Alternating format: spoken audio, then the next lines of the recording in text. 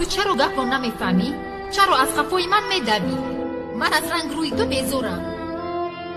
بینمود صدقهش که پاکی مکند خداوند کرد کنم. با این وزی دوستاری من میخیر میکنی سله آتش هیچ قدر را که در دلم سالهاست پرورش میکردم در یک لحظه پفش کردی. روی همه یشی خاصی ها این رود شاله میقتی عاشقی. ای خانم سلن دل مازی میکفه خدمت دارده میکشم.